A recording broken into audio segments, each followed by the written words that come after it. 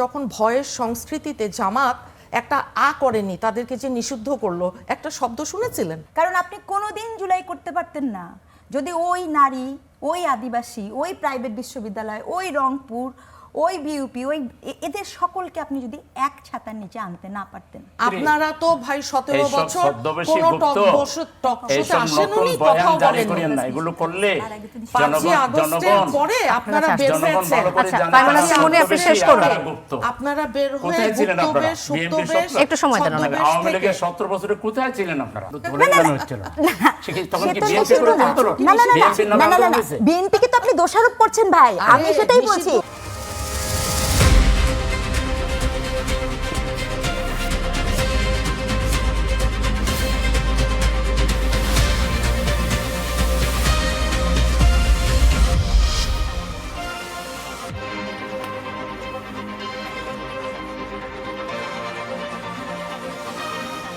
দর্শক, আজ কড়া আলাপে আমার সাথে রয়েছেন 3 জন সম্মানিত অতিথি। তাদের সাথে পরিচয় করে দিতে চাই। আমার ঠিক বাঁ দিকে রয়েছেন ডক্টর রেজওয়ানা করিম স্নিগ্ধা, সহযোগী অধ্যাপক, নৃবিজ্ঞান বিভাগ, জাহাঙ্গীরনগর বিশ্ববিদ্যালয়।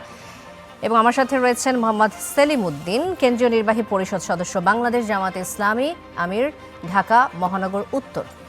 এবং রয়েছেন অ্যাডভোকেট ফাহিমা নাসরিন মুন্নি, সহ আন্তর্জাতিক বিষয়ক সম্পাদক, বিএনপি। আপনাদের 3 জনকে স্বাগত জানাচ্ছি কড়া আলাপে। আজকে সংসদে ব্যারিস্টার আন্দালিব রহমান পার্থ তিনি একটি কথা বলেছেন, তার কথাটি দিয়ে আজকের আলোচনাটা শুরু করতে চাই। ভোলা 1 আসনের সংসদ সদস্য ব্যারিস্টার আন্দালিব রহমান পার্থ আন্দোলনে রাজনৈতিক দলগুলোর ত্যাগের কথা স্মরণ করিয়ে দিয়ে সংসদে বলেছেন যে, শোনেন, আপনারা শেষ 6 বলে 12 রান করেছেন, কিন্তু এর আগের 300 রান আমরা সবাই মিলে করেছি। সুতরাং আপনারা এমন কোনো কথা বলবেন না যাতে দেশবাসী বিভ্রান্ত হয়, যেন জুলাইয়ে আমাদের কোনো কন্ট্রিবিউশনই নাই এমন যেন মনে না হয়। 17 বছর আমরা যে কষ্ট করেছি, জেলে গিয়েছি, সেদিন আবু সাইদ শহীদ হয়েছিল, সেদিন চট্টগ্রামের ওয়াসিম আকরামও শহীদ হয়েছে, অবদান কারো কম নয়। এখন মোহাম্মদ সেলিম উদ্দিন, আপনাকে দিয়ে শুরুটা করতে চাই। গণ অভ্যুত্থানের কার কত অবদান, এসব নিয়ে সংসদে টানাটানি করাটা কি জুলাই চেতনাকে ছোট করা না? জি, ধন্যবাদ আপনাকে। আসসালামু আলাইকুম সম্মানিত দর্শক শ্রোতা, এবং আমার সাথে 2 জন সম্মানিতা আলোচক আছেন, আমার 2 বোন। আমি সবাইকে শুভেচ্ছা জানাচ্ছি আমার পক্ষ থেকে। আজকের স্টার নিউজের এই কড়া আলোচনায় আমরা নরমভাবেই করব। আপনার সাবজেক্ট কড়া হইল, আমরা নরম থাকবো ইনশাআল্লাহ। প্রথম কথা হচ্ছে, জুলাই আন্দোলন কোনো একক দলের কৃতিত্ব নয়, এবং এটা হঠাৎ করে ঘটে যাওয়া কোনো আন্দোলনও নয়। এটা বিগত স্বৈরাচার বিরোধী, ফ্যাসিবাদ বিরোধী আন্দোলনের ধারাবাহিকতার একটা অংশ। এটা ঠিক যে ওই সময় এসে সবার ভূমিকা একরকম ছিল না। এটা হয় সব সময় সবাই যে একই রকম রোল প্লে করে এরকম নয়। জুলাই আন্দোলন জুলাই মাসে শুরু হয়েছে 2024 সালের 1 জুলাই থেকে 5 আগস্ট পর্যন্ত হয়েছে। এই সময়ে সব রাজনৈতিক দল সমানভাবে অ্যাক্ট করেছে, এটা নাও হতে পারে। এই আন্দোলনটা রাজনৈতিক দল ডাকেও নাই। আন্দোলনটা ছাত্ররা তাদের একটা নির্দিষ্ট ইস্যু নিয়ে রেখেছিল, কিন্তু পরবর্তীতে শেখ হাসিনার বাড়াবাড়ি, অধ্যত্ব এটাকে একটা মাস পিপলের একটা আন্দোলনে পরিণত হয়েছিল।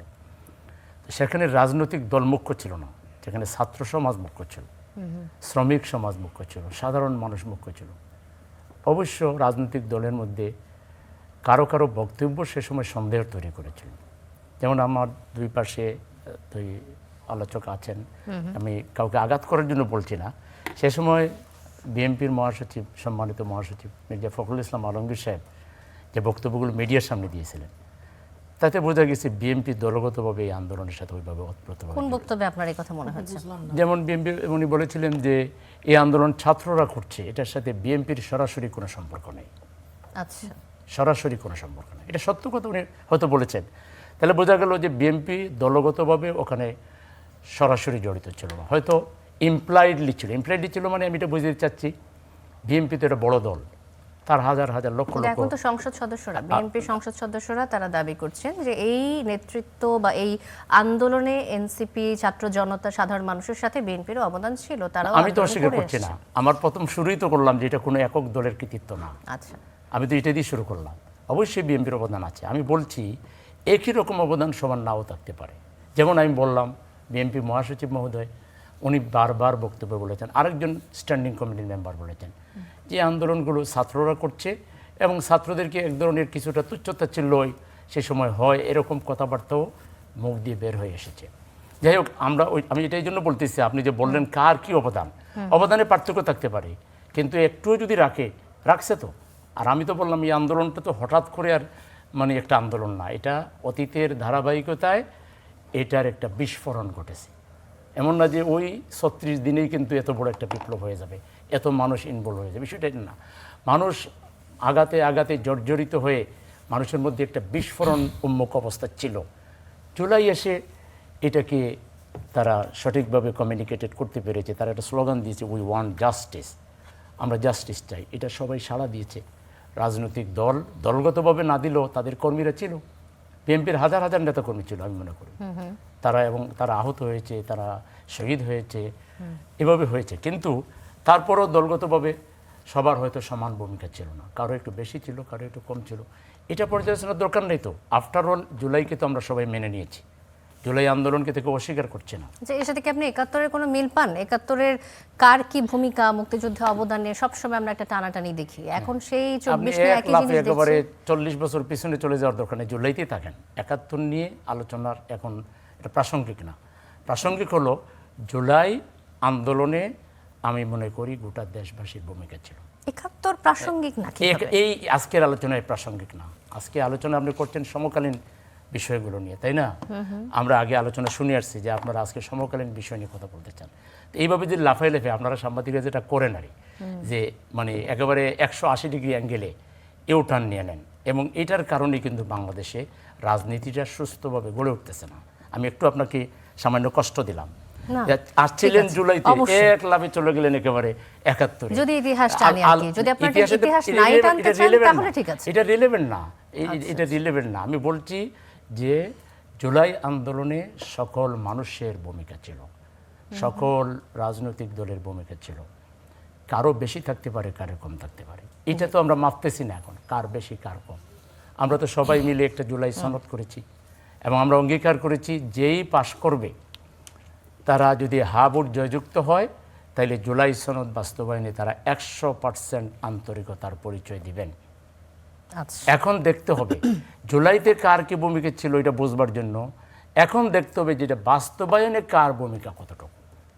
বাস্তবায়নে যদি আমরা কোনো বিশেষ দলকে দেখি যে আইনের মার পেছে বা নানা ধরনের বিভ্রান্তির আশ্রয় নিয়ে জনগণের সামনে এটাকে ভিন্নভাবে তুলে ধরার চেষ্টা করছেন, তাইলে দেখা যাবে এখানে আমরা তার ভূমিকার প্রশ্নটা এখানেই মাফ করতে পারব। এছাড়া আপনি আগে কে কি ভূমিকা রাখছে, একদিনও যদি কেউ ভূমিকা রাখে, 1 ঘন্টার জন্য ভূমিকা রাখে, সেটাই মূল্যবান। এখানে আমরা পার্থক্য আবার আসবো আপনার কাছে। অ্যাডভোকেট ফাহিমা নাসরিন মুন্নি, যেমনটা বলছিলেন মোহাম্মদ সেলিমউদ্দিন যে বিএনপি মহাসচিব মির্জা ফখরুল ইসলাম আলমগীর এই আন্দোলনে বিএনপির তেমন কোনো সম্পৃক্ততা নাই এমন কোনো কথা বলেছেন ওই সময়ে, যেটি আসলে মনে হয় গণ অভ্যুত্থানে বিএনপির তেমন কোনো অবদান নেই, সেটি হয়তো প্রকাশ পায়। এই ব্যাপারে আপনি কি বলবেন? এবং সেই সাথে জুলাই অভ্যুত্থানে বিএনপি সহ অন্যান্যদের অবদান নেই এমন কথা আসলে কারা বলে? অনেকেই তো বলে। কারা বলে কথা হচ্ছে সেটা না, কারা বলে এমন কথা? দেখেন, যাদের রক্ত আর ঘামের উপর দাঁড়িয়ে এই যে হাজার হাজার ছাত্র জনতা, তাদের যে গণ অভ্যুত্থানে মৃত্যু এবং সেই সাথে প্রায় 40,000 ছাত্র জনতা আহত, পঙ্গুত্ব বরণ করেছেন, অন্ধত্ব বরণ করেছেন, শিশুদের হত্যা করা হয়েছে। এটা তো জুলাইয়ের ওই 36 দিন যে আমরা যেটা বলি না, তার আগে যে 17 বছর, তার আগের 17 বছর বিএনপি আমরা কি করেছি? গণ অভ্যুত্থানে বিএনপির 422 জন নেতাকর্মী ইন্তেকাল করেছেন। এখন আমাদের যে এটা তো কোনো পরিসংখ্যান কেবল নয়, আপনারা সবাই জানেন যে আমাদের হাজারের ওপর আপনার ছাত্র নেতাকর্মী, তাদেরকে গুম করা, হাজার হাজার খুন, বিচার বহির্ভূত যে হত্যাকাণ্ড, 60 লক্ষ নেতাকর্মীর বিরুদ্ধে মামলা, এগুলো সবই তো করা হয়েছিল গত 17 বছর। কারা আমরা একেবারে দানবের মুখোমুখি দাঁড়িয়ে রাষ্ট্রযন্ত্র যখন দানবের ভূমিকায় থাকে, ডিরেক্ট গুলি করা এবং হেফাজতে নির্যাতন করা, গুলি করা, মেরে ফেলা। নুরু, আমাদের জনি ঝাঁঝরা করে দিয়েছিল বুক।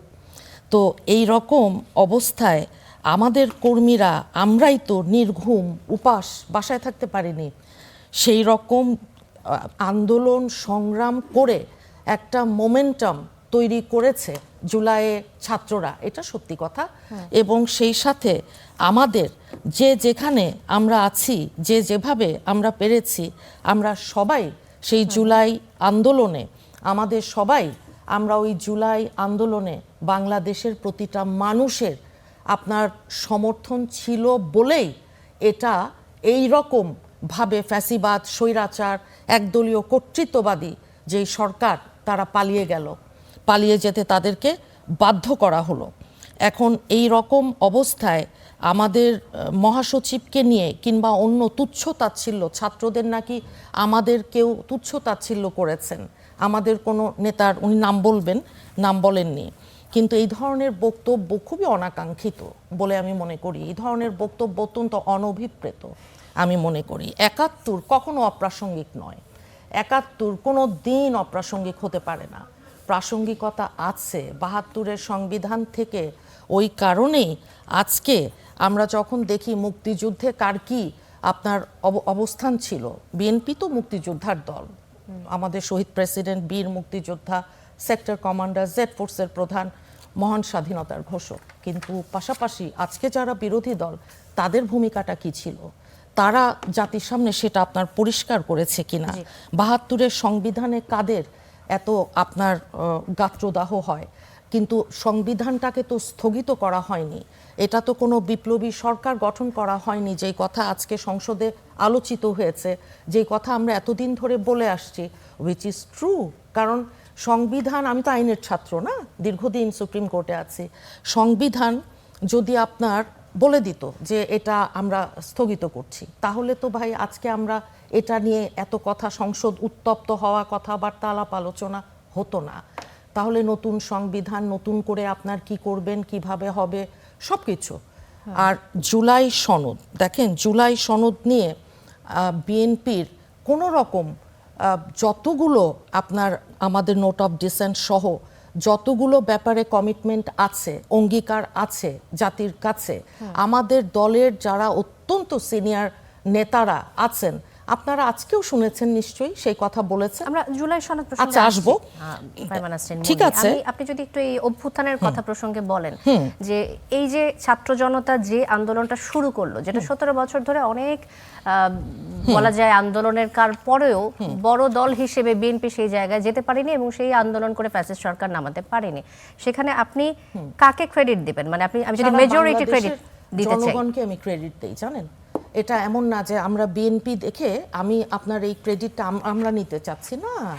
এখানে বাংলাদেশের ছাত্ররা যখন প্রথমে আপনার রাস্তায় নেমেছে, সেই সাথে অভিভাবক যারা, আমি মা, আমারও তো ছেলে আছে, মেয়ে আছে, আপনারও আছে, তারও, ওনারও, ওইভাবে আমরা ওন করেছি যে ছাত্রদেরকে, আন্দোলনটাকে স্বৈরাচার হটাও, সেখান থেকে বৈষম্য বিরোধী বলুন, সব কিছু মিলিয়ে কোটার থেকে বৈষম্য বিরোধী আন্দোলন, সেখান থেকে যেটা আসলো যে রাজাকারের নাতিপুতি, ওই যে তাদেরকে দিব কোটা।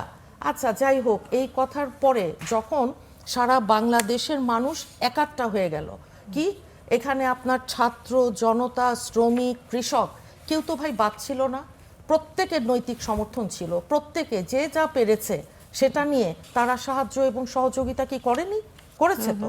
যদিও আমি তো বলেছি যে রাষ্ট্রযন্ত্র দানবের মতন অত্যাচার করেছে, বুকে গুলি করেছে, কিভাবে ছাত্রদেরকে মেরেছে, কিভাবে ভ্যান গাড়িতে উঠিয়েছে, ছাত্রদের মরদেহ রিকশায়, আমাদের তো ঘুম হারাম, আমরা তো রাতের পর রাত নির্ঘুম ছিলাম, আমরা তো ঘুমাতেও পারিনি।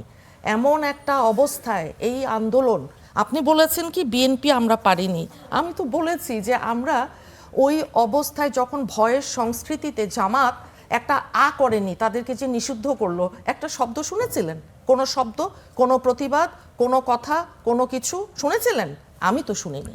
আমি তো বোবাও না, অন্ধও না, কালাও না, আমার কানে আসেনি। আপনার কানে কি এসেছে আমি জানি না, আমার ভাই উত্তর দিবেন, উনি বসা আছেন। এখন আজকে যখন তারা তো আমাদের সাথে জোটভুক্ত, মানে কেবলমাত্র সেটা হচ্ছে ভোটের রাজনীতিতে, আদর্শিকভাবে তো আমাদের সাথে জামাতের কোনো মিল নেই, কখনোই ছিল না, কিন্তু ওই ভোটের রাজনীতিতে এলাই তারা আমাদের। তো আমরা উই ইউজ টু ডিফেন্ড জামাত। আমি যে এত বছর ধরে আমরা টকশোতে আমরাই জামাতকে ডিফেন্ড করেছি, কারণ মনে করেন আপনারা তিনজনই আওয়ামী লীগ, আমি একা। অতীতের কথা বলছি, আওয়ামী লীগের টাইমে তখন তো আলি আলি করে আমার উপর সবাই, হ্যাঁ, যে কেন জামাত আপনাদের সাথে, তারা তো যুদ্ধাপরাধী, তারা তো মানবতা বিরোধী অপরাধ করেছে, তারা তো মুক্তিযুদ্ধের চেতনার বাইরে, হ্যাঁ। তো তখন আমরা যখন তাদেরকে ডিফেন্ড করে এসেছি, কিন্তু আজকে আবার দেখি ওনারা অনেক রকম কথাই বলছেন। তো আমার কাছে মনে হয় কি জানেন, অকৃতজ্ঞ মানুষ কেউ পছন্দ করে না, মানে কৃতজ্ঞতাটা আপনার অন্তত থাকুক, আর কিছু না থাক। তারা আওয়ামী লীগের সাথেও ছিল জামাতের অতীত ইতিহাস, যখন যাকে দরকার, হ্যাঁ, তার সাথে সুন্দর তারা থাকে মিলেমিশে, আবার যখন দরকার নেই তখনই কিন্তু শেষ। এবার তো বিরোধী দল হিসেবে বেশ শক্ত জায়গা করে নিয়েছে, এখন কি আর কোনো দলের সাথে মেশার তো কোনো সুযোগ নেই, নিজস্বতা তৈরি করার জন্য। সেটা তো এখন ভবিষ্যৎ বলে দিবে, এটা তো আজকে এখন বসে এখানে এটা আমরা ডিটারমাইন করতে পারবো না। নিশ্চয়ই আমাদের মোহাম্মদ সেলিম উদ্দিন আমাদের অতিথি নিশ্চয়ই এই উত্তরটি দিতে পারবেন যে ভবিষ্যতে জামাতের এই কি পরিকল্পনা থাকছে, যেহেতু আমরা ইতিপূর্বে অনেকবার দেখেছি বিভিন্ন দলের সাথে যুক্ত হয়ে কাজ করার, এখন রাজনৈতিক পরিকল্পনা কি, এই প্রসঙ্গে আসবো। ডক্টর রেজওয়ানা করিম স্নিগ্ধা, আপনার কাছে আসতে চাই। যে প্রসঙ্গটি নিয়ে কথা শুরু হয়েছিল আন্দালিব পার্থর, ব্যারিস্টার পার্থের 300 রান বনাম 12 রান, এই রূপকটি আসলে বেশ পুরনো রাজনৈতিক শক্তির সাথে নতুন শক্তির এক ধরনের জেনারেশন গ্যাপ, যেটা আমরা সবসময় দেখি। এটিকে আসলে ক্ষমতার দ্বন্দ্বকে আরো স্পষ্ট করে না? সমাজ দুই ভাগে ভাগ হয়ে যায় না? না, সমাজ তো দুই ভাগে না, আমি তো দেখি সমাজ অলরেডি 2-3 ভাগে ভাগ করা, এবং আমরা সবসময় কামনা করি, কিন্তু আলটিমেটলি শেষে যেয়ে দেখা যায় যে কোনো না কোনো পক্ষ এই ভাগটা, বিভাজনটা থেকেই যায়, যে কারণে আমরা বারংবার 10 পা আগালে আবার 20 পা পিছিয়ে যাচ্ছি। তো এই চর্চাটা চলে আসছে। দেখেন, আন্দালিব পার্থ যে কথাটি সংসদে বলেছেন, এটি একেবারে ফেলে দেওয়ার মতো কথা না, আবার উনি যে বলেছেন সেটি এক ধরনের পলিটিক্যাল, ওই যে থাকে না একটা স্ট্যান্ড, অবস্থান নেয়া, সেই জায়গাটাও কিন্তু এটার সাথে যুক্ত আমার কাছে যেটা মনে হয়েছে। প্রথম কথা হচ্ছে যে দেখেন, এই যে জুলাইয়ে কারা 300 করলো, কারা 200 করলো, কারা 10 করলো, আমি তো জানি না আমি কত করেছি, কারণ আমি তো বলতে পারবো যে যখন জুলাই হচ্ছিল তখন দলগতভাবে হয়তোবা মুন্নিয়াপা অথবা আমার ভাই, তারা কেউ না থাকলেও আমি তো কারফিউর মধ্যে ছিলাম, কিন্তু আমার তো কোনো স্কোরই নাই, মাইনাস। বরঞ্চ জুলাইয়ের পরবর্তী সময়ে এই বট বাহিনী থেকে শুরু করে বিভিন্ন জায়গায় এমন অনেক কিছু হয়েছে যাতে আমার দ্বিতীয়ভাবে ভাবতে হচ্ছে, আচ্ছা আমি ওখানে কেন ছিলাম। তাড়নার বোধ, বিচ্ছিন্নতার বোধ পলিটিক্যালি প্রডিউস করা হয়েছে।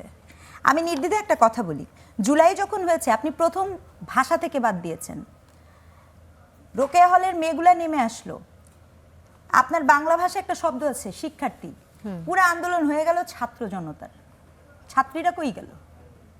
রোকেয়া হল থেকে সেদিন মেয়েগুলা যে বের হয়ে আসছিল, সেই মানুষগুলাকে, এই বাচ্চাগুলাকে আপনারা যে টার্মে ব্যবহার করেন ছাত্র ছাত্র, ওরা কই গেল?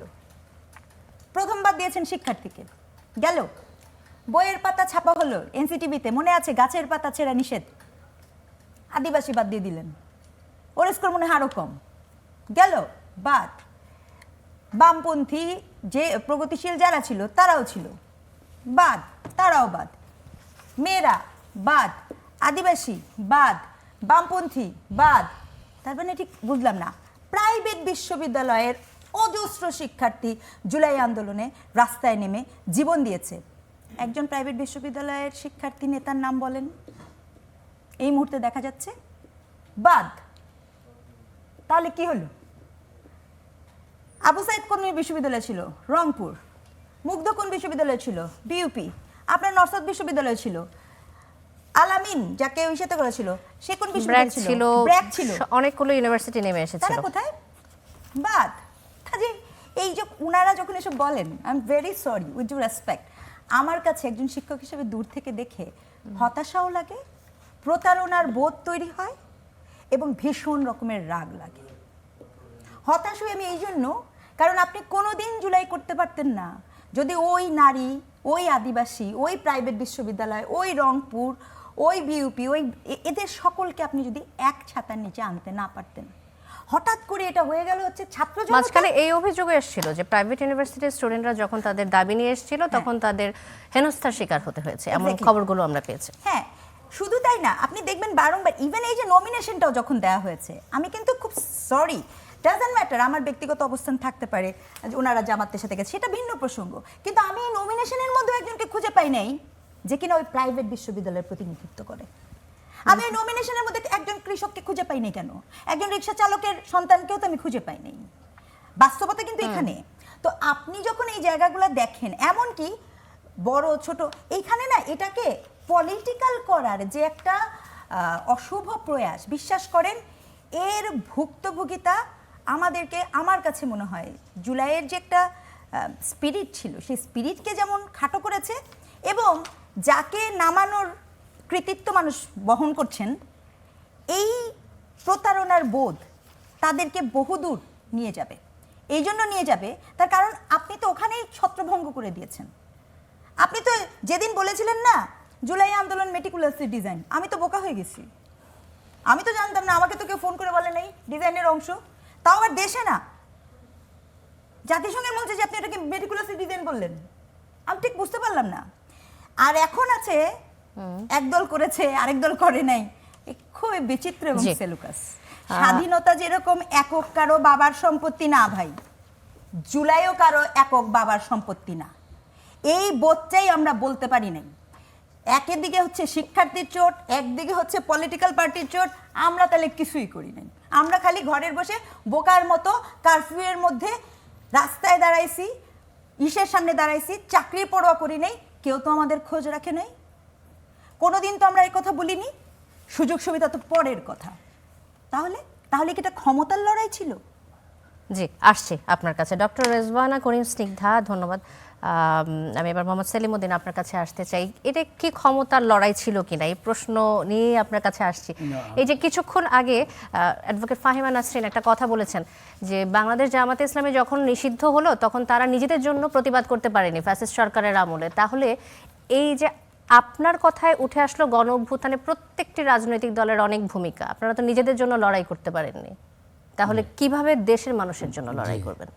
আমাদের এই আপা যে কথাগুলো বলেছেন তা আমি একটু জবাব দেওয়া দরকার। প্রথম হলো ৭২ সংবিধানের পক্ষে তিনি যে গুণগান গাইলেন, বাংলাদেশের জনগণ এটা ধারণ করে না। এটা বিএনপি যদি বুঝতে দেরি করে ক্ষতিটা বিএনপির হবে। আচ্ছা, ৭২ সংবিধান এটা বাংলাদেশের আওয়ামী মানুষ লীগের ধারণ করে না। করে না, এটা আওয়ামী লীগের একটা ইশতেহার। এই ৭২ সংবিধান বদলাবার জন্যই তো জুলাই সনদ, আর এটা ধারণ করবার জন্যই তো ওনারা দেখতেছি এখন এটার পক্ষে গুণগান গাইতেছেন। এটা খুবই দুঃখজনক। ২ নম্বর হলো যে জামাত একটা আও করেনি, রাও করেনি, যেটা উনি বললেন। জামাত, আমি তো ঢাকা সিটির আমির, সেই ২০১৭ সাল থেকে টিল আমি জামাতের আমির। আমরা যে পরিমাণ মুভমেন্ট করেছি ঢাকা সিটি নর্থ এলাকায়, এই যে প্রাইভেট বিশ্ববিদ্যালয়ে যে আপনারা যেটা বললেন, ছাত্রদের সার্বিক সহযোগিতা, তাদের লজিস্টিক সাপোর্ট, তাদের চিকিৎসার সাপোর্ট সব আমরা দিয়েছি। এবং আমাদেরকে নিষিদ্ধ করেছিল ১ তারিখে, ২ তারিখে শুক্রবার ছিল, ১ তারিখ ছিল বৃহস্পতিবার।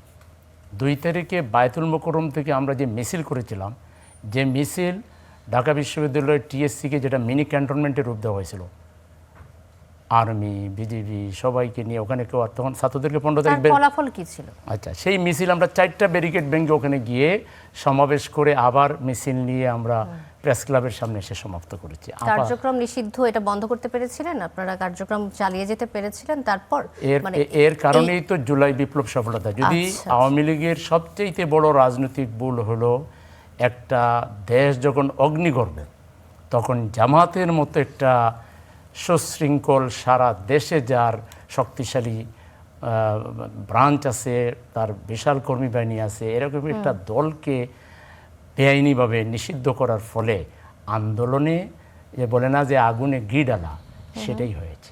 মানে জামাতের কারণে আন্দোলন আরো বেগবান হয়েছে। তখন তো আন্দোলনকে আরো চূড়ান্ত পর্যায়ে নিয়ে যাওয়াটা আমাদের উপরে তখন ফরজে আইন হয়ে গিয়েছিল, এবং আমরা সেটাই করেছি। আমরা ছাত্র সমাজের সাথে মিশে 2 তারিখ থেকে আন্দোলনের একটু যদি আন্দোলনের দৃশ্য দেখেন ঢাকার আন্দোলনগুলো, তাহলে বুঝবেন 2 তারিখ থেকে আন্দোলন নতুন রূপ লাভ করেছিল। এটা কারণ ছিল জামাতকে নিষিদ্ধ করা। এটা সরকারের একটা রাজনৈতিক আত্মঘাতী ডিসিশন ছিল। ফলে আমার আপা দেখতে পান নাই, হইতে পারে উনি, আর সেই সময় তো আমরা জামাতের ইসলামের ব্যানার নিয়ে সব করি নাই। সেই সময় জামাত ইসলামী যদি নিষিদ্ধ হয়ে গেছে, আমরা ছাত্র জনতার সাথে মিশে গিয়েই আন্দোলন করেছি। সবাই তো বলে যে গুপ্ত হয়ে করেছিলেন, মানে ওরকমই না, কিনা তখন কি বিষয়টা? মাটির নিচে ছিলাম না, মাটির উপরে স্লোগান দিয়েছি। গুপ্ত জিনিসটা কি, হোয়াট ইজ দিস? অন্য রাজনৈতিক দলের নাম নিয়ে কাজ করা। তখন আন্দোলনটা চলছেই তো, রাজনৈতিক দলের ব্যানার ছাড়া আমরা কিভাবে ব্যানার দিব? আমরা যদি ব্যানার দিতাম তাহলে আওয়ামী লীগকে আগে দিত, এই ছাত্রদের বুকে ছুরি চালাইতাম আমরা। আচ্ছা, আমরা যদি সেদিন এই বোকামি করতাম জামাত ইসলামী, যে জামাত ইসলামীর নামে আমরা যদি আন্দোলনটা করতাম, জি। তাইলে এই ছাত্রগুলোকে জামাত বানাইয়া শিবির বানাই, যেটা সে বলেছিল রাজাকারের নাতিপুতি, একটা কথা প্রসঙ্গে চলে আসছে, মোহাম্মদ সেলিমউদ্দিন, আমাকে এই প্রশ্নটা আমরা করতে তো হবে। আমাদের ছাত্র সমাজের সাথে বেইমানি করতে পারি না। আমাদের ছাত্র সমাজ আমাদের কলেজের টুকরা, তাদেরকে হেফাজত করার জন্য আমরা দলীয় ক্রেডিট নিতে চাই না, যে কারণে কিন্তু আন্দোলনটিকে আমরা করেছি। বাংলাদেশ জামাতে ইসলামী আচ্ছা, আরেকটা উনি আওয়ামী লীগ বলেছিলেন, সরকারের সময় নিষিদ্ধ হওয়ার কারণে তারা কার্যক্রম সম্পন্ন করতে পারেনি বা করতে পারেনি ফ্রন্টে এসে। এখন আওয়ামী লীগ যে না, আমরা করার চেষ্টাও করিনি। জি করার চেষ্টা, আমরা করার চেষ্টা করিনি, কারণ আন্দোলনটা কোনো দলীয় আন্দোলন ছিল না তো। জি আন্দোলনটা আমি ছিল আসছি, ছাত্রদের ব্যানারে। সেই আন্দোলনে আমরা সকল দলের কর্মীরা ছিলাম। আমি আসছি, কিন্তু আপনি প্রথম বলছিলেন দিকে আমাদের কম, আমরা রয়েছে ছিলাম, কিন্তু যখন আমাদেরকে নিষিদ্ধ করে দিল, তখন আমাদের দায়িত্ব হয়ে গেল যে অন্যায়ভাবে আমাদেরকে নিষিদ্ধ করার ফলে তাকে সর্বশক্তি দিয়ে এখান থেকে সরানোর জন্য, ক্ষমতা থেকে নামানোর জন্য যা করা লাগে তার সব কিছুই তো আমাদেরকে করতে হয়েছে। কার্যক্রম নিষিদ্ধ হওয়ার কারণে যা যা করা প্রয়োজন আপনাদের করতে হয়েছে আপনাদের দল থেকে। এখন আপনার কথা প্রসঙ্গে একটা কথা চলে আসে, আচ্ছা, এই যে আরেকটা আওয়ামী লীগ আগে যে এখন যে নিষিদ্ধ কার্যক্রম নিষিদ্ধ, তাহলে তাদেরকেও তো বাধ্য হয়ে এখন এরকম অনেক কাজ করতে হবে যেটা হয়তো তাদের করার কথা ছিল না। চেষ্টা করেছে তারা। তার মানে এটা কি ঠিক ইউনূস প্রক্রিয়া? সরকারের আমলে কার্যক্রম নিষিদ্ধ করা কি ঠিক প্রক্রিয়া? আপনি এটাকে সাপোর্ট করেন? কার্যক্রম নিষিদ্ধ করে এটা জনরায়ের জনদাবির একটা প্রকাশ। এটা তো সেই সময় আওয়ামী লীগ গণদুশ্মনে পরিণত হয়েছিল। আওয়ামী লীগ যে পরিমাণ শিশুদের বুকে গুলি চালিয়েছে, যে পরিমাণ চতুর্থ শ্রেণীর, হ্যাঁ, সেটার জন্য বিচার হবে, বিচার হবে, তাই বলে তারা কি এইরকম অদ্যত্ব নিয়ে তারা ছাত্র সমাজের সামনে, ছাত্র সমাজ এটা মেনে নিবে না। এই দাবিটা তো ছিল ছাত্র সমাজের, এটা তো পলিটিক্যাল পার্টিগুলোর চাইতে ছাত্র সমাজ কোনোভাবে আওয়ামী লীগের কার্যক্রমকে চায়নি, যার জন্য ইন্টারিম গভর্নমেন্ট বাধ্য হয়েছে এবং তারা তখন নিষিদ্ধ হয়েছে। ওইটার সাথে জামাতের নিষিদ্ধের সাথে আওয়ামী লীগের নিষিদ্ধকে তুলনা করলে তো এটা যথার্থ হবে না। দুইটা দুই প্রেক্ষাপট। জামাত একটা পলিটিক্যাল পার্টি, দীর্ঘ ত্যাগ সংগ্রাম, আওয়ামী লীগ জামাত একসাথে আন্দোলন করেছি, বিএনপি জামাত একসাথে করেছি। হঠাৎ করে এমন কি ইস্যু দাঁড়ালো যে জামাতকে নিষিদ্ধ করতে হবে? জামাতকে নিষিদ্ধ করাটা ছিল সম্পূর্ণ বেআইনি এবং অযৌক্তিক, আর আওয়ামী লীগকে নিষিদ্ধ করা ছিল তার পাপের ফসল। জি, মোহাম্মদ সেলিমউদ্দিন আসবো আবার আপনার কাছে। ডক্টর রেজওয়ানা করিম সিনহা, আমাকে তো আসতে হচ্ছে, আমি একটু দিয়ে একটু কাইন্ডলি, সেটা হলো উনি কৃতজ্ঞতার একটা প্রশ্ন রেখেছেন। জামাত কি এমন বিএনপি জামাতের জন্য এমন কি করেছে যার জন্য জামাত কৃতজ্ঞতা আদায় করেনি? দুইটা দল তার বৃহত্তর কল্যাণে দেশের স্বার্থে জোট করেছিল, আমরা জোটে ছিলাম, নির্বাচন করেছি, আন্দোলন করেছি। কৃতজ্ঞতার বিষয়টা কেন আসতেছে? কেন কৃতজ্ঞতা আদায় করতে হবে আর কেন আদায় করেনি? জামাতের এই বিএনপির সাথে আন্দোলন করার অপরাধেই জামাতকে ফাঁসির মঞ্চে যেতে হয়েছে, এবং জামাত যে ফাঁসির মঞ্চে গেল, আমাদের ভাইয়েরা যে শহীদ হলেন, আমাদের নেতারা যে শহীদ হলেন, সেই শাহাদাতের পরেও একটা বিবৃতি দিয়ে তো ওনারা কৃতজ্ঞতা জানান। কে কৃতজ্ঞতা জানায়নি? উল্টা আমাদের গাড়ি চাপাইলে হবে? আপনি একসাথে পথ চললাম, আর আমি যখন বিপদে পড়ে গেলাম আপনি তখন চোখ বন্ধ করে দিলেন, এইটা কৃতজ্ঞতা? আমরা তো শেষ মুহূর্ত পর্যন্ত চেয়েছি এই জোট রক্ষা হোক, কিন্তু এই জোট থেকে তো একতরফাভাবে বিএনপি জোট ভেঙে দিয়েছে। এইসব আসলে পুরাতন জিনিস আর কাহিনী আলোচনা করে এগুলো মানুষ শুনতে চায় না। উনি বললেন বিদায় বলতে বাধ্য হলাম।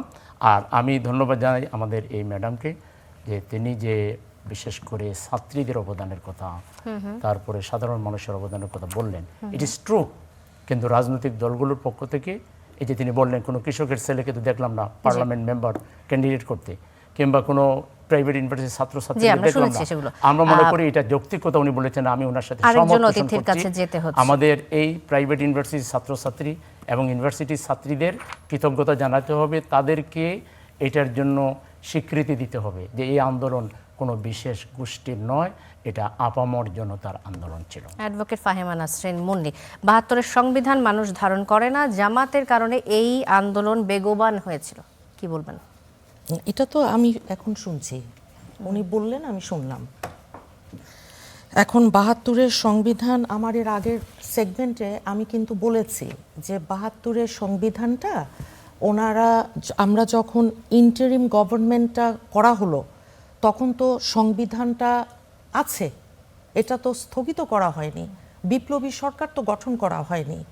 রিপিট করছি, যদি হতো তাহলে এই কথাটা বলতো। আর এটা ওনারা কিসের বেসিসে বলল? জনগণ ধারণ করে না। হ্যাঁ, এটা জনগণ ধারণ করে কি করে না, আইন আছে, মানে সংবিধানটা আছে কি নাই, তো সেই কথাটা নিয়ে তো কন্টিনিউয়াসলি আপনার বক্তব্য আসছে। আমাদের যিনি সালাউদ্দিন আহমেদ সাহেব আছেন, আমিও তো ঢাকা ইউনিভার্সিটি ল ডিপার্টমেন্ট, উনিও আমার বড় ভাই, কি চমৎকার ওনার যেই বক্তব্য, ওনাদের ৭০ জন দেখি ওনার সাথে তো পেরে উঠছেন না। ওনার যে আইনের গভীরতা, আমাদের যারা আরও সবাই আছেন কথাবার্তা বলছেন, হয়তো ল ব্যাকগ্রাউন্ড তাকে একটু হেল্প করছে, অনেক বেশি করছে। এখন দেখেন, এই কথা বলি যে জামাতের কারণে গণ অভ্যুত্থান হয়েছে, এইটা ভাই বললে হলো না, কথাটা একদমই না, একদমই না। গণ অভ্যুত্থান কি কারণে হয়েছে আমরা এখন কথা বলবেন না প্লিজ, টেক নোটস। প্রত্যেকটা মানুষ আমরা জানি, হ্যাঁ আমি বলেছি এর আগে যে এটা বাংলাদেশের প্রত্যেকটা মানুষ আমরা ওন করি। এটা কৃষক যেমন ওন করে, শ্রমিক যেমন ওন করেছে, রাজনৈতিক কর্মী হিসেবে, মা হিসেবে, গার্ডিয়ান হিসেবে, টিচার হিসেবে, স্টুডেন্ট হিসেবে। কিসের জামাতের, কেন জামাতের কারণে গণ অভ্যুত্থান হবে? আমাদের যেই কন্ট্রিবিউশন 17 বছরে, সেই রকম একটা কন্ট্রিবিউশন জামাত গত 17 বছর আওয়ামী লীগের সাথে, ছাত্রলীগের সাথে, যুবলীগের সাথে মিলে মিশে কি একাকার হয়েছিল না? যেখানে আমাদের ছাত্রদল, আমাদের যুবদল, আমরা নিষিদ্ধ থাকার কারণে বাধ্য হয়েছেন অন্য পরিচয় ছদ্মবেশ ধারণ করতে, তো ছদ্মবেশী আর যে আইডেন্টিটি ক্রাইসিসে ভোগে। ভাই আমাদের তো গুলি করেছে, গ্রেনেড মেরেছে, পায়ে গুলি করেছে, একদম পয়েন্ট ব্ল্যাঙ্ক গুলি করেছে পুলিশ। আমি তো বলেছি দানবের সামনে দাঁড়িয়ে আমরা আন্দোলন করেছি, সংগ্রাম করেছি। ওনারাও পারতো, ওনাদের যদি সেই সৎসাহস থাকতো বুকে, তো ওনারাও তো ওনার নামে কেন ওই আওয়ামী লীগের ভেতর ঢুকে থাকতে হবে কেন? কিসের জন্য? আপনি আমার আইডেন্টিটি, আমরা তো 17 বছর বুক ফুলিয়ে বলেছি যে আমি বিএনপি করি। কই আমার দলের ছেলেরা তো এই জন্য জীবন দিয়েছে হাজার হাজার। নুরুকে চোখ বেঁধে কর্ণফুলী নদীর তীরে 3 বাচ্চা রাত্রেবেলা তুলে নিয়ে হাত দুটা পিসমোড়া করে বেঁধে কতগুলো গুলি করেছিল। জনিকে তো 16টা গুলি করেছিল, ওর বউ যখন অন্তঃসত্ত্বা। বিএনপির কার্যক্রম তো নিষিদ্ধ হয়নি,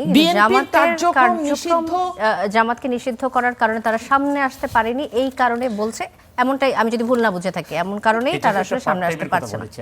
এটা যেটা আপনি বললেন জামাত নিষিদ্ধ করার পরে, এটা কিন্তু জামাত তার আগে কি হবে না? আমার নেতৃত্বে এই যে 2022 সালের 30 ডিসেম্বর মালিবাগে যে বিশাল মিছিল করেছি, এগুলো যদি আপা রাজনীতি থেকে যদি চোখ উনি না দেখেন তাহলে তো কিছু করার নাই।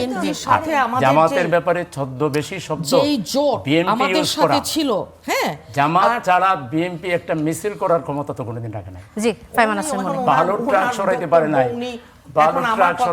নাই, আচ্ছা ফাইমান আসেন মনে, আপনি শেষ করুন, আমি আসবো আপনার কাছে। ফাইমান আসেন মনে বলুন, জামাতকে এটা বললে হবে? বাংলাদেশের মানুষ ভালো করে জানে আপা। আমাদের এখন কথা বলেন না, এখন তো আমার টাইম। আচ্ছা বলুন ফাইমান আসেন আসলে আপনারা এটা করেন আমি জানি, আপনারা তো ভাই 17 বছর কোন টক শোতে আসেননি, কথা বলেন না। এগুলো করলে 5 আগস্টের পরে আপনারা বের হয়েছেন। আচ্ছা ফাইমান আসেন মনে, আপনি শেষ করুন। আপনারা বের হয়ে একটু সময় দেন। আওয়ামী লীগের 17 বছরে কোথায় ছিলেন আপনারা? আচ্ছা আপনি শেষ করুন, ফাইমান আসেন মনে শেষ করুন। আপনারা জিকির করেছেন। আসছি আপনার কাছে অ্যাডভোকেট ডক্টর রেজওয়ানা করিম স্নিগ্ধা, আপনি কিছু বলতে যাচ্ছেন?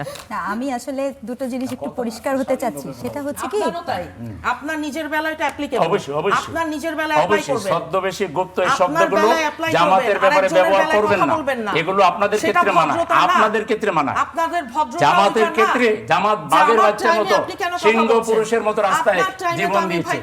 আচ্ছা আপনি ইতিহাস দেখেন, আমরা এগুলো বয়ান নতুন করে আমরা আওয়ামী আমরা বয়ান একটু জারি শুনি করেনি। অ্যাডভোকেট আওয়ামী বয়ান ফাইমা জারি নাসরিন করেনি। মুন্নি আসছে আপনি আপনার কাছে, দেখছেন। ডক্টর রেজওয়ানা করিম স্নিগ্ধা আসছে আচ্ছা, আপনার কাছে। আমি কিছু তথ্য দিব আর কি, হ্যাঁ, যেমন ভাই যখন বলছেন, আমি যতদূর দেখতে পাচ্ছি আসলে চেক করলাম যে আসলে জামাত শিবিরের নিষিদ্ধ করা হয়েছিল 1 আগস্ট 2024, জি, জি, রাইট? জি, জি, yes। কিন্তু এই কোটা বিরোধী আন্দোলনটা তো ভাই আরো আগে থেকে শুরু হয়েছিল। সেটা তো ঠিক। হ্যাঁ হ্যাঁ, আসলে না, শেষ তো করুন। কোটা বিরোধী আন্দোলনটা তো আরো আগে থেকে শুরু হয়েছিল, জি, জি। এবং সেই আন্দোলনে 1 তারিখের পর থেকে তো মাত্র কিন্তু 3-4 দিন, খেয়াল করে দেখেন, 1 তারিখের মধ্যে 5 দিন। হ্যাঁ মাত্র 4 দিন, হ্যাঁ 4 দিন। এখন তার আগে যে আন্দোলনটা ছিল, সেই আন্দোলন পরিচালনার সময় তো আপনার জামাত শিবিরকে হিডেন থাকার কোনো কারণ নাই, কারণ তখন তো সে নিষিদ্ধ না, তখন তো সে ওপেন। না, তখন তো আন্দোলনগুলো ধরে নেওয়া হচ্ছিল না। সে কি তখন কি সে তো বিএনপি নিষিদ্ধ করে না। আন্দোলন? না, না, না, না, বিএনপির নামে না, না, না, আন্দোলন না, হয়েছে? বিএনপিকে তো আপনি দোষারোপ করছেন ভাই, আমি আরে, সেটাই নিষিদ্ধ বলছি। কি 17 বিএনপি বছর ছিল যেরকম, নাকি জামাত? বিএনপি যেমন প্রথমেই আপনি শুরু করলেন না, মির্জা ফখরুল ইসলাম হয়েছে আলমগীর 5 বলেছে তারিখের যে পর। এই বিষয়, বের এবং হয়েছে। আমার ধারণা মির্জা ফখরুল ইসলাম আলমগীর না, যদি আমি মনে করতে পারি সম্ভবত মির্জা আব্বাস, উনিও বলেছিলেন এই আন্দোলন এর সাথে তারা যুক্ত না। তো এই কথাটা তো তখন বলছে কে? বিএনপি তো এটা বলছে। আপনারা যখন বলছেন এই কথাটা যে বিএনপি বলেছে, আপনারাও তো তখন সামনে আসেননি। আমরা আসিনি যুক্তির আরে, কারণে। ওনারা তো- কি মানে যুক্তি, কি যুক্তি? এটা দলীয় আন্দোলন ছিল না না না তো। না না, কিছুই বুঝতে পারছি, বলেনি। তাহলে তো আন্দোলনটা ছিল জেনারেল সেই আলাপে তো সেই আলাপে তো উনারাও তো বলতে পারেন যে উনারাও সামনে আসেননি, উনারা ওটার সাথে ছিল। গল্পটা তো এখানে সমান হয়ে গেল, আমি তো কোনো এক্সট্রাঅর্ডিনারি কিছু দেখছি না। না দেখেন, কিন্তু না না, আমি যুক্তিতে আসতে হবে ভাই, যুক্তিতে, কারণ আপনি 1 তারিখ পর্যন্ত নিষিদ্ধ ছিলেন না। 1 তারিখ পর্যন্ত 17 নিষিদ্ধ বছরই যেহেতু তো- ছিলেন না, জি। আন্দোলনটা যেহেতু পুরো জুলাই মাস আপনি ধরে 1 হয়েছে। তারিখের আগে জামাতের বক্তব্যগুলো পরীক্ষা করেন আর বিএনপির বক্তব্যগুলো না না, বক্তব্য না, জামাত তো পরীক্ষা, রাজনৈতিক বক্তব্য দিয়েছে না 1 তারিখের আগে। জামাত কি তখন বলেছে যে আমরা এই কোটা আন্দোলনটা করছি? ইয়েস, আমরা না, বলেছি আন্দোলনে ঝাঁপায় সমর্থন পড়ে করছেন। দল মত নির্বিশেষে সবাইকে সমর্থন করছেন, সমর্থন সেটা তো করছে। একই কথা বিএনপিও বলেছে। আপনারা বলছে যে এই আন্দোলনের সাথে আমাদের আন্দোলনের কোনো সাথে আমরা সম্পর্ক যুক্ত নাই। নই, কিন্তু নৈতিকভাবে না, আপনি লাইনটা একটু কোট করি। এখনো আপনি না, না, মির্জা ভাই, সাহেবের বক্তব্য আপনি ফেসবুকে পাবেন। আমি একটু বলি, আমি দেখেই বলছি, আমি কিন্তু মাত্র চেক করেছি। হ্যাঁ। তখন তারাও বলেছিলেন যে আমরা নৈতিকভাবে এটাকে সমর্থন করছি, কিন্তু আন্দোলনটা করেছে। আমি না সত্যিকার অর্থে এখানে ডিফারেন্সটা ঠিক বুঝলাম না। তার কারণ কি, আপনি যখন 1 তারিখের আগ পর্যন্ত আন্দোলনটা করছেন, সেই আন্দোলনে বিএনপির যেরকম দাবি করে নাই, আপনারাও কিন্তু দাবি করেন নাই যে আন্দোলনটা আপনাদের, কারণ আপনারা কিন্তু দুজনে আমাদের বলি নাই, কিন্তু আমরা বলছি আন্দোলনের কখনোই সর্বস্তরের করেনি। জনকে ঝাঁপিয়ে পড়া। আসছি আমার কথা হচ্ছে, আপনি যেরকম সর্বস্তরের জনগণের পার্থক্য, এখন বিএনপিতে রুমিন ফারহানা নাই, কিন্তু ওই আন্দোলনের সময় তো আমরা রুমিন ফারহানাকে দেখেছিলাম ইসের মধ্যে, এখন উনি নাই, কিন্তু ওই সময় তো উনি উনার যুক্ততাও তো বিএনপির অ্যাফিলিয়েশন এক অর্থে পরোক্ষভাবে কিন্তু আমি কিন্তু আমাদেরকে বিএনপি আন্দোলনে ছিল না এটাকে অস্বীকার এবং করছি। আসতেছি। আমি বলছি সবাই মিলে এই আন্দোলনে। আমাকে একটু বলতে দেন, আমার বক্তব্যটা একটু বলি। আমার কথা হচ্ছে যে 1 আগস্টের আগ পর্যন্ত আপনার এই আন্দোলনটি যখন না, আপনি পরিচালিত বলেছিলেন হয়, জামাতের কারণে বেগবান হ্যাঁ, হয়েছে, এই বেগবান কারণেই হয়েছে। কেন কথাটা আসছে। ওই যে জামাত নিষিদ্ধের ফলে জামাতের পুরো ফোর্সটা মুভমেন্টে চলে আসছে জেনারেল অ্যাপ্রোচে। আসতেছি। এটা বলতেছি। এখন তাহলে না, আমার এখন আমি এটা বলতেছি। একটা ছোট লাইনটা একটু বলি। আমার মনে হচ্ছে কি, ওই যে ইসের মতো হয়েছে ব্যাপারটা, রাখাল বালকের গল্প শুনছেন না, সারাক্ষণ মিথ্যা কথা বলে, যখন কেউ সত্যি কথা বলে তখন আর রাখাল বালককে কেউ বিশ্বাস করে না। তাহলে কি শেখ হাসিনা সেই সময় রাখাল বালক হয়ে গেছিল?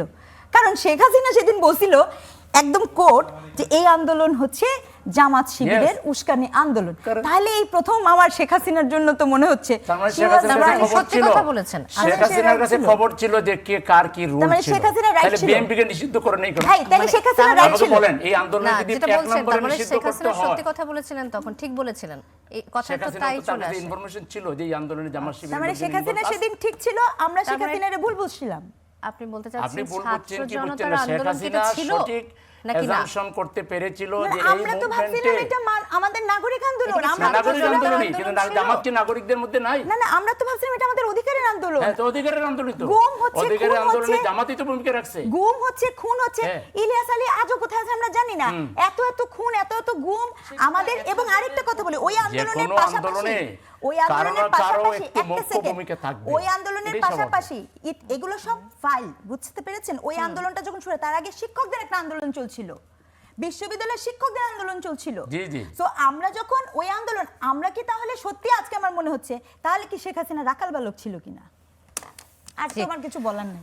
অ্যাডভোকেট ফাহিমা নাসরিন মুনি, কিছুক্ষণ আগে একটা কথা এসেছিল যে যখন জামাত নিষিদ্ধ ছিল তখন তাদেরকে অন্য পরিচয় আসতে হয়েছে। আমি কথাটা আবারও বলছি এই কারণে যে এখন বিএনপি ক্ষমতায় এসছে, মানুষের ম্যান্ডেট নিয়ে, জনগণের ম্যান্ডেট নিয়ে 2/3 ভোটে জয়ী হয়ে এসছে। এখন যদি আওয়ামী লীগের মতো একটা রাজনৈতিক দল, বড় রাজনৈতিক দলকে কার্যক্রম নিষিদ্ধ করে রাখা হয়, তাহলে একই ঘটনার আমরা পুনরাবৃত্তি দেখব কিনা, যে এ ধরনের ঘটনা আবারও ঘটতে যাচ্ছে বাংলাদেশে? না, আওয়ামী লীগের ব্যাপারটা ভিন্ন।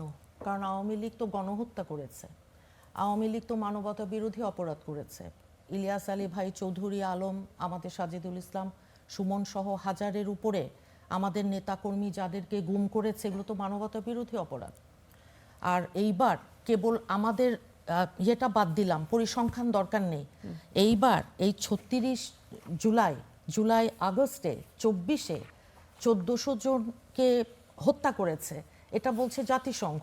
আমাদের হিসাবে এই সংখ্যা হয়তো বা আরও বেশি।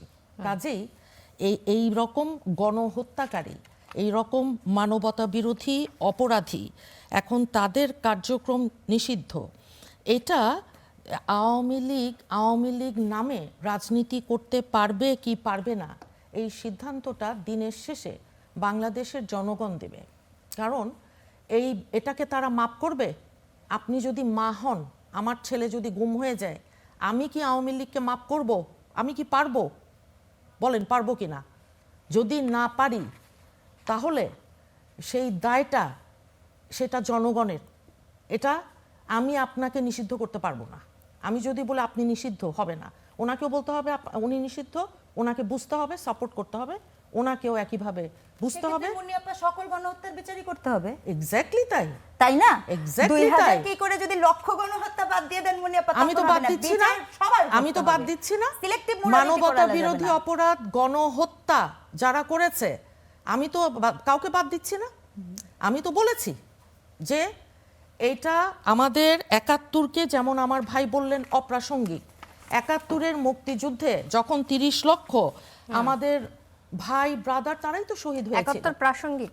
অবশ্যই তাহলে আমরা প্রাসঙ্গিক। আলাপটা আগাই। অবশ্যই প্রাসঙ্গিক, চিরদিন প্রাসঙ্গিক। সেখান থেকেই তো আমরা 90-এর যেই একটা আন্দোলন, এরশাদ বিরোধী যে একটা অভ্যুত্থান হয়েছিল, এবং তারপরে 24-এ শেখ হাসিনা বিরোধী আওয়ামী লীগের বিরুদ্ধে যে আপনার গণ অভ্যুত্থান আমরা দেখেছি, এগুলা 71, 90, 24, আপনি কোনটাকে বাদ দিবেন? আপনি তো বাদ দিতে পারবেন না। You can not skip one, সম্ভব না। কারণ এখানে আমাদের অতীত, আমাদের ইতিহাস কথা বলবে। মানবতা বিরোধী অপরাধ যাদের বিরুদ্ধে আছে, তাদের বিচার হতে হবে। আমি তো বলেছি 30 লক্ষ শহীদ এবং 2 লক্ষ মা বোনের শ্লীলতা হানির সাথে যাদের নাম আছে, তাদের বিচার হতে হবে আজকে অথবা কালকে। এই অপরাধগুলো কোনোদিন তামাদি হয় না। বড় এগুলো দুই তামাদি রাজনৈতিক নয়। দল, মানে দুটি রাজনৈতিক দল আসলে এই মানবতা বিরোধী অপরাধে তো তাহলে বাদ হয়ে যাবে। বাংলাদেশের রাজনৈতিক অঙ্গনের কি হবে? বাংলাদেশের রাজনৈতিক অঙ্গন শূন্যতা কখনো কোনো কিছুতে, আপনি দেখবেন প্রকৃতিও যেমন শূন্যতা পছন্দ করে না, রাজনীতিতেও শূন্যতা কিছু থাকে না। এনসিপি তাদেরকে আমরা তো মনে করেছিলাম তারা যদি জামাতের সাথে না যেত, নিজস্ব যে স্বকীয়তা সেটা তারা যদি ধরে রাখতো, তাদেরকে তো আমরা আরো বেশি বাহবা দিতাম। এখন তারা গেছে, আমি মনে করি এতে তাদের অনেক ভোট, তাদের জেনারেশন জেনজির কথা বলছি, আমার ফ্যামিলিতেও তো আছে। হ্যাঁ, যখন তারা যায়নি তাদের সাথে বলেছে যে এনসিপিকে ভোট দিবে, যখন তারা গেছে তাদের সাথে তখন বলেছে না, আমরা আর দিব না। কেন? কারণ ওই যে একটা পারসেপশন আছে, একটা নেগেটিভ যে পারসেপশন। তবে আমি মনে করি দিনের শেষে তারা যদি সত্যিকার অর্থে এখনো ভবিষ্যতে আপনার ভাইব্রেন্ট যেই পলিটিক্স, স্বকীয়তা মানে ইন্ডিভিজুয়ালিটি তৈরি করতে পারে, তাদের নিজস্ব রাজনীতি, তাহলে তারাই তো আপনার যারা ইয়াং, যারা আমাদের আগামীর প্রজন্ম, তারাই তো নেতৃত্ব দিবে। এই প্রসঙ্গে আমি একটু আসতে চাই আপনার কাছে। এই যে ব্যারিস্টার পার্থ সংসদে এনসিপিকে উদ্দেশ্য করে বলেছেন যে জাতীয় নাগরিক পার্টির এনসিপি উদ্দেশ্যে তিনি বলেছেন যে আপনারা জেনজিকে রিপ্রেজেন্ট করেন, জামাত জেনারেশন হয়েন না। এই যে তরুণ প্রজন্মের ওপর জামাতের যে প্রভাব বিস্তার, এটিকে একটি পরোক্ষ ইঙ্গিত রয়েছে। রাজনৈতিক মেরুকরণকে আপনারা কিভাবে দেখছেন, কোন দিকে যাচ্ছে? এগুলো তো জীবনে জামাতের বিরুদ্ধে সবাই মিলে অনেক কথাবার্তা বলেছেন, কিন্তু এবারে তরুণ প্রজন্ম সবচেয়ে বেশি ভোট দিছে কাকে? এবারের ভোটে খোঁজ নিয়ে দেখেন, এখনও রাস্তায় জিজ্ঞেস করেন, তরুণরা বলবে আমরা দাঁড়িপাল্লায় ভোট দিয়েছি। এইসব প্রপাগান্ডা করে কোনো একটা দলকে মার্জিনালাইজ করার, কর্নার করার যে অপচেষ্টা, এটা বাংলাদেশে ফেল করছে। এই প্রজেক্ট সম্পূর্ণ ফেল। এটা নিয়ে আর নতুন করে তরুণ প্রজন্ম এখন জামাত ইসলামের সাথে। তরুণ প্রজন্ম কার সাথে? তরুণ প্রজন্মের মধ্যে একটা তারা জানে যে সততা কার মধ্যে আছে, চরিত্র কার মধ্যে আছে, নৈতিকতা কার মধ্যে আছে, দুর্নীতিমুক্ত দলকে তারা এটাই চায়। তারা তো জাস্টিস চেস এবং তারা মনে করে জাস্টিস জামাতের কাছে পাবে। আচ্ছা, সুতরাং নতুন মেরুকরণ আর কিচ্ছু না, নতুন মেরুকরণ জনগণ এবং তরুণ একই সমাজ প্রশ্ন তারা আপনার কাছে জামাতের থাকছে। পক্ষে দাঁড়িয়ে গেছে। জি। এখান থেকে কেউ আর কোনো দেয়াল তৈরি করে, এখনো বিভেদ তৈরি করে জামাত থেকে তরুণদেরকে কেউ আলাদা করতে পারে না। মোহাম্মদ সেলিমউদ্দিন, একই আমি প্রশ্ন একটা আপনার কথা কাছেও পিছনে থাকছে। একটু বলে ফেলি। জি। সেটা হলো, আপনি একটা প্রশ্ন আমাকে জিজ্ঞেস করেছিলেন যে আপনারা তো নিষিদ্ধ হলেন 1 তারিখে, 2 তারিখ থেকে, মানে আমি বললাম যে 2 তারিখে আমরা বড় মিছিল বাইতুল মোকাররম থেকে করেছি। আমি কিন্তু টোটাল মুভমেন্টের ব্যাপারে প্রথম থেকে বলে আসতেছি যে এই মুভমেন্ট সকলের মুভমেন্ট, আমরা জামাতের মুভমেন্টের দাবি করি নাই। আমি বলছি জামাতকে নিষিদ্ধ করার পরে জামাতের পূর্ণ শক্তিটাও এই মুভমেন্টে আমরা দিতে পেরেছি। এর আগে তো ছিল ছাত্রদের আন্দোলন, আমরাও তাদেরকে সহযোগিতা করেছি। হ্যাঁ, কিন্তু 2 তারিখের পরে আমাদের পূর্ণ অ্যাটেনশনটা আমরা দিয়েছি। তার মানে 2 তারিখের পরের কারণেই সব হয়ে গেছে এটা না, কিন্তু আমাদের পুরো অ্যাটেনশনটা আমরা তখন, যেহেতু আমাদেরকে নিষিদ্ধ করে দিচ্ছে, আমরাই তো তাদের প্রধান প্রতিনিধি, তারা অন্তত এটা তো স্বীকৃতি দিল যে এই মুভমেন্টে জামাতের একটা বিরাট কন্ট্রিবিউশন আছে। নাহলে বিএনপিকে করলো না কেন? কথাটা বিচ্ছিন্নভাবে নেওয়া উচিত হবে না। আমি যেটা বলেছি যে শুরু থেকে জামাতের সমর্থন ছিল, এবং জামাতের বক্তব্যগুলো প্রেস ব্রিফিং দেখেন, মিয়া গোলাম পরশ সাহেব কী কথাগুলো বলেছেন। আমি শুধু বলেছি জামাতের বক্তব্য আর বিএনপির বক্তব্যের মধ্যে কিছুটা বেশ কম ছিল। মানে জামাত যেভাবে একেবারে সরাসরি মুভমেন্টকে সমর্থন করে এসেছে, বিএনপির রয়ের সয়ে কথাগুলো বলেছে। যাই হোক, এটা তাদের পলিসি হতে পারে, কৌশল হতে পারে, এটা তো কোনো সমস্যা না। আমি তো এখানে বিএনপিকে আন্ডারমাইন করি না। গণ অভ্যুত্থান এই জুলাই শত লোক আমাদের না না না একটা আর আমরা তো এখানে আমাদের বলে কেউ নাই, যারা মারা গেছে সবাই আমাদের। আমাদের আমি ডাক্তার শফিকুর রহমান সাহেব বলেছেন এই আন্দোলনে যারা মারা গেছে তারা সকলেই আমাদের। আমি যেমন বললাম আমাদের 422 আমাদের বিএনপির বা জামাতের না, বিএনপি জামাত এখানে ভাগ করবেন কেন? এই আন্দোলনে বিএনপি জামাত করে নাই। এইটাই হচ্ছে জামাত। এই আন্দোলন করেছে ছাত্ররা, আমরা তাদেরকে সহযোগিতা করেছি। এখানে ক্রেডিট নেওয়ার দরকারটা কেন? আপনার লোক যদি মনে থাকে। জি, আবারও প্রথম প্রসঙ্গে ফিরে এসেছি। ধন্যবাদ মোহাম্মদ সেলিমউদ্দিন। ডক্টর রেজওয়ানা করিম স্নিগ্ধা, যে কথাগুলো আসছিল যে অ্যাডভোকেট ফাহিমা নাসরিন মুন্নি বলছিলেন যে এই যে মানবতা বিরোধী অপরাধে দুটি রাজনৈতিক দলের যদি বিচার হয়, তাহলে বাংলাদেশের রাজনীতি করবে কারা? বাংলাদেশের রাজনীতি কি কারা করবে সেটার থেকে কিন্তু এটা খুব গুরুত্বপূর্ণ। আমি একটা কথা শিক্ষক হিসেবে বলতে চাই, আমি কখনো সিলেক্টিভ জাজমেন্টে বিশ্বাসী না। অর্থাৎ আপনি করেছেন দেখে আপনার অপরাধটা আমি গ্রহণ করব, উনি করেছেন দেখে উনার অপরাধটা আমি গ্রহণ করব না, এটা ঠিক না, এটা অন্যায়। অপরাধ যখন করে সেটা সকলের জন্য কিন্তু সমান। আমি কিন্তু কখনোই মনে করি না, আমি খুব নির্দ্বিধায় একটা কথা বলি, যখন বাংলাদেশ জামাতে ইসলামকে নিষিদ্ধ করা হয়েছে তখন ওই সময়েও আমি কিন্তু টকশোতে বলেছি এটা ঠিক হয়নি। ঠিক যেমন উনি আজকে বলেছেন রাজনৈতিক ভুল, একইভাবে আপনি যে প্রজ্ঞাপন জারি করে আজকে আওয়ামী লীগকে করেছেন, যে প্রশ্নটা আপনি তুলেছেন, এটাও ঠিক হয়নি। সময় বলে দিবে, ইটস অ্যাবাউট টাইম। এখন এই কথা বলাতে, ওই সময় ওনাদের পক্ষে কথা বলাতে বা আওয়ামী লীগের বিপক্ষে কথা বলাতে আমরা বিএনপি, জামাত কেন বলেনি, হয়তো বা অ্যাটারের কারণে, হ্যাঁ, আবার এখন এই কথাটা বলাতে আপনি আমাকে বলে দিবেন আওয়ামী লীগ না। Fact, what is going on, মানে যেটা অন্যায় সেটাকে অন্যায় বলতে হবে, বিচার হতেই হবে। আওয়ামী লীগ কেন, ওনাদের যারা আছেন তাদের, ওনাদের যে সিনিয়র নেতা তাদেরকে ফাঁসি দেওয়া হয়নি, আজকে তারা সংসদে বিরোধী দল হিসেবে নেই। তো আওয়ামী লীগের যারা এটার সাথে সংশ্লিষ্ট তার বিচার হতেই হবে, নো ডাউট, নো মার্সি।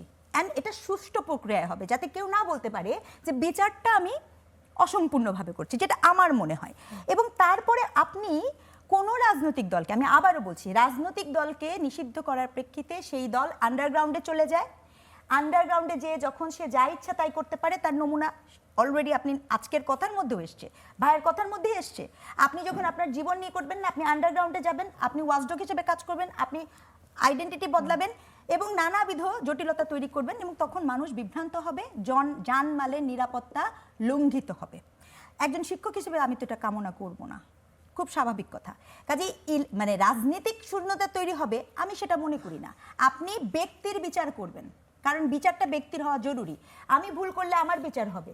আমি ভুল করেছি বলে আমি এই কথাও বলেছি, জানেন, যে আপনি ভুল করেছেন বলে আমি এই কথাও নির্দ্বিধায় বলি, ভাই উনি যদি ভুল করেছেন, ৭১-এর সময় ভুল হয়েছে, আপনি তার বিচার করেছেন, এই জন্য তার পরের প্রজন্মকে এইভাবে আদার করা ঠিক না, কারণ সে তো আর কিছু করে নাই। কিন্তু প্রশ্নও যদি হচ্ছে, আপনি যদি ওই ৭১-এর মৃত্যুকে জাস্টিফাই করা শুরু করেন, ওই মতাদর্শকে জাস্টিফাই করা, তখন তো আমার আপত্তি তৈরি হবে। ওটা তো আপনি বলছেন, আমাকে আরোপণ করছেন, এটা কোনোভাবে কথা না। যেমন একটা ছোট উদাহরণ দিই, আমার ভাই, ভাই বলছি কারণ আমি ভাইটা বলি না, উনি বোন বলেছেন দেখে আমি ওনাকে ভাই বলছি। হ্যাঁ, এখন ধরেন ভাই বলেছেন না জামাতে ইসলাম এটাই করে না, একটু মনে করিয়ে দিই, ডেইলি স্টার এবং প্রথম আলো আগুন দেওয়া হয়েছিল, তো উদিচি ভাঙা হয়েছে, ছায়ানট ভাঙা হয়েছে, নিশ্চয়ই আপনাদের মনে আছে, গোল্ডফিশের মেমোরি যদি না হয়। ওই সময় জাহাঙ্গীরনগর বিশ্ববিদ্যালয়ের দৈনিক প্রথম আলো রিপোর্ট এবং অন্যান্য সকল জায়গায় ভিডিও আছে। ইসলামী ছাত্র শিবিরের জাহাঙ্গীরনগর বিশ্ববিদ্যালয়ের জাবি শাখার সেক্রেটারি মুস্তাফিজুর রহমান বলেছিলেন, কোট অ্যান্ড কোট, আগামীকাল বাম, শাহবাগী, ছায়ানট, উদিচিকে তছনছ করে দিতে হবে, তাইলেই বাংলাদেশের প্রকৃত স্বাধীনতা অর্জিত হবে। ভাই এটা কি ঠিক ছিল? আমার জানা নেই। এবং এটা আমার সামনে আছে। তাক এই প্রথম আলো রিপোর্টে বিশ্বাস করতে হবে। এবং প্রথম আলো লাগবে না, আপনি যদি ফ্যাক্ট চেক কথা হলো এটা পলিটিক্যাল লিডাররা অনেক বক্তৃতা দেয় যেগুলো আসলে মানে আপনি আমি আপনাকে অনুরোধ করব, স্টার নিউজ কেন অনুরোধ করব? আচ্ছা বলি বলতে পারি, আমার কথাটা শেষ হয়নি, শেষ করতে বলতে হবে। আমার জানা মতে এরকম কথা আমার জানা নেই। ছি আমি দেখবো, আমি আপনাকে চেক করব। আমি দুঃখ পেলাম, কারণ এটা এমন একটা বিষয় পড়েছে। এটা শুধু প্রথম আলো লাগবে না, আপনি বিবিসি দেখেন ভাই, বিবিসি তে আছে। এটা যদি কেউ করে, এটা তার ব্যক্তিগত ব্যাপার। জামাত এটাকে অন করে না, জামাত এটা অন করে না, এবং শিবিরও এটা অন করে না, আমি জানি।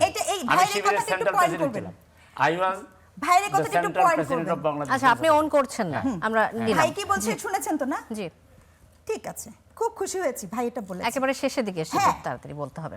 ফেব্রুয়ারি মাসে 12 তারিখে জাহাঙ্গীরনগর ছাত্র শিবিরের নতুন কমিটি ঘোষণা করা হয়। সেই নতুন কমিটিতে এই মুস্তাফিজুর রহমানকে সেক্রেটারি থেকে প্রেসিডেন্ট করা হয়েছে। আচ্ছা, যাই হোক, এটা এক ব্যক্তির কথা, সে এখানে নাই। আপনি ওই ইউনিভার্সিটিতে টিচার যদি হয়ে থাকেন, আপনি তাকে ডেকে কথা বলেন। না, আশ্চর্য। না, আপনি ইউনিভার্সিটি টিচার হয়ে থাকলে আপনার ছাত্রকে ডেকে কথা বলেন। এখানে টক শোতে এসে তার বিরুদ্ধে কথা বলতে আপনি তার বিরুদ্ধে বলেন, এটা আপনাদের অর্গানাইজেশন সিদ্ধান্ত, তাকে পদবি দিয়েছেন। আপনি ডিফেন্ড করার থাকলে করতে পারেন। মোহাম্মদ সেলিমউদ্দিন, আপনি বলুন, যদি কিছু বলার থাকে আপনার। এই প্রসঙ্গে শেষ করতে হবে আমাকে। সব অতীত নিয়ে এটা অতীত না, কথাবার্তা না বলে জি, প্রেজেন্ট এখন আমাদের দেশ গড়ার একটা সুযোগ আসছে। আমরা সবাই মিলে বিএনপি জামাত আমরা একসাথে দীর্ঘদিন পথ চলেছি। আমাদের মধ্যে রেষারেষি না করে আমরা জুলাই সনদের আলোকে আমাদের সংবিধান সংশোধন করে আসুন আমরা একটা ঐক্যবদ্ধ রাজনীতি আমরাও সেই প্রত্যাশা রাখি। আমরা মনে করি এই যে অতীতের কথা বলেন, অতীতের কথা বললে ৭১-এর যে আপনার ইয়ে থেকে খুঁজলে, ডায়েরি থেকে খুঁজলে আওয়ামী লীগ একটা কাজ করে গেছে। আওয়ামী লীগ সুন্দর একটা কাজ করে গেছে, রাজাকারের তালিকা দিয়ে গেছে। ১ নম্বরে তাদের নাম লিস্ট রেখেছে, ২ নম্বরে বিএনপি, ৩ নম্বরে জাতীয় পার্টি, জামাতের দিয়েছিল ২৭ জন, এরা সব মরে গেছে। এখন বিচার শুরু হইলে ওই যেটা বলছেন বাংলাদেশের পার্টির সঙ্গে একমাত্র জামাত থাকবে, কারণ জামাতে কোনো রাজাকার নাই, জামাতে কোনো বিচার করার মতো লোক নাই। ধন্যবাদ। প্রতিহিংসার রাজনীতি বন্ধ হোক, আমরা সামনের দিকে সুষ্ঠু রাজনৈতিক চর্চা করতে পারি। অনেক ধন্যবাদ মোহাম্মদ সেলিমউদ্দিন, ডক্টর রেজওয়ানা করিম স্নিগ্ধা এবং অ্যাডভোকেট ফাইমা নাসরিন মুন্নি, তিনজনকে অসংখ্য ধন্যবাদ কড়া আলাপে আসার জন্য। শেষ করছি কড়া আলাপ। অনেক ধন্যবাদ সাথে থাকার জন্য।